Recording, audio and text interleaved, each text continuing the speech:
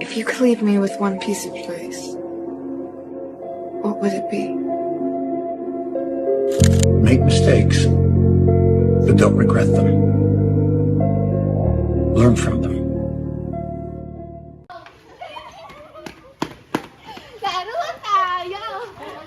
Nanay, tatay, gusto ko tinapay. Ate, kuya, gusto ko kape. Lahat ang gusto ko ay susundin mo. Ngayon, ay binibigay ka ng mas.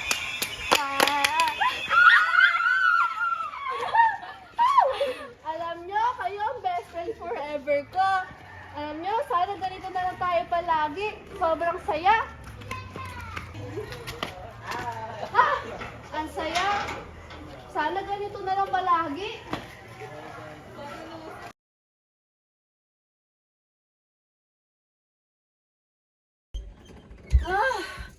Ka-stress mag-aral. Nakakapagod. Ano ba to?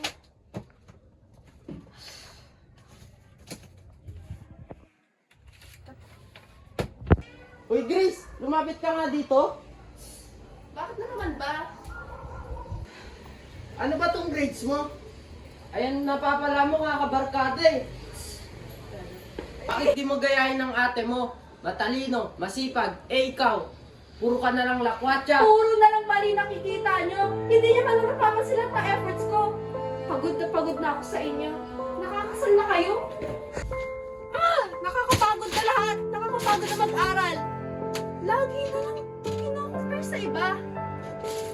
Lagi na lang si ate mas magaling. Lagi siya mas masipag. Ano naman ako? Alam ko naman yun eh. Napapansin ko naman yun eh. Bakit ko naman lagi na kayo mukha?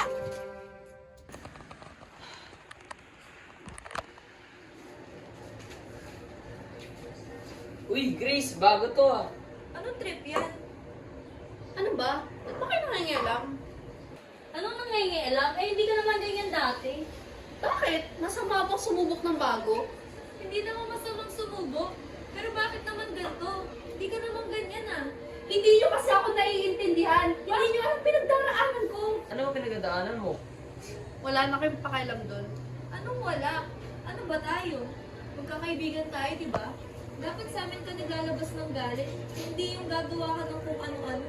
Alam nyo, hindi nyo naman ako maiintindihan eh. Eh di ipaintindi mo sa amin. Pare-parehas lang kayo. Parehas kayo ng mga magulang ko.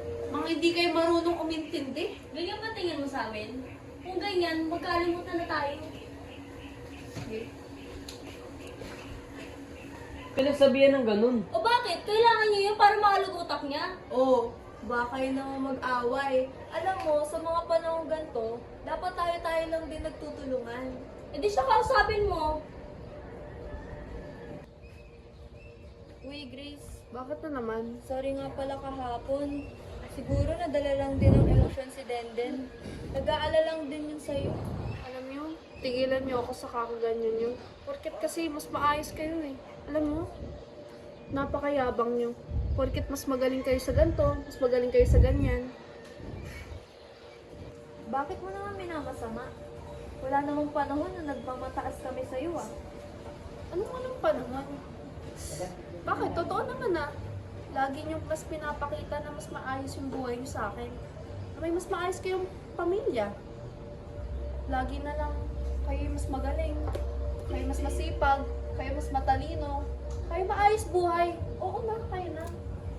Alam mo, imbis na sinasayang mo yung oras mo, kakainom, kakabisyo, isipin mo yung mga sinasabi mo sa akin ngayon.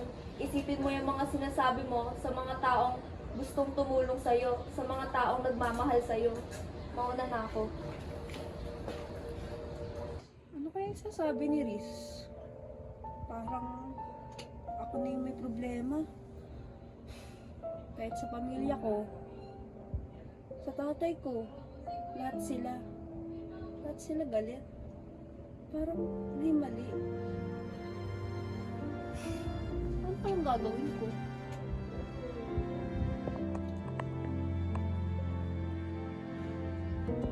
Ako pinapatuloy ng mga naiisip ko. Guys, pwede niyo ba akong puntahan dito sa bahay? Kailangan na kailangan ko talaga kayo eh.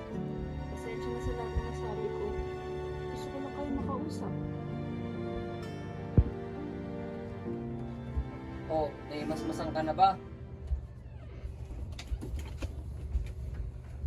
May maganda ka nang sasabihin sa amin? Gusto ko lang manghingi ng tawad sa inyo. Alam ko naman naging mabuti kayong kaibigan sa akin eh. Nandyan kayo kung kailangan ko kayo. Nandyan kayo para sa akin. Kaya, na-realize ko na ako pala yung mali. Na dapat maging maayos ako sa inyo. Kasi pamilya ko na rin kayo eh. Alam nyo, sa mga nakaraang araw na to, ang dami ko nang pinagdaraanan eh. Lagi na lang akong nako-compare sa ate ko. Ewan ko ba sa daddy ko? Parang hindi niya ako anak eh.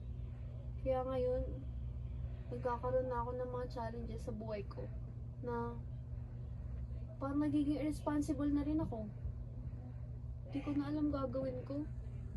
Oh, kaya mo naman pala sabihin sa amin na maayos yung problema mo eh. Alam mo, kahit anong problema pa yan, tatandaan mo na lagi ka naman namin maiintindihan eh. Kailangan lang naman natin mag-usap ng ganito eh. Masinsinan. Maayos. Alam nyo, napaka-thankful at grateful ko sa inyo lahat eh. Ano, okay na ba tayo? Siyempre naman! Tata! Babe! At Taiwan!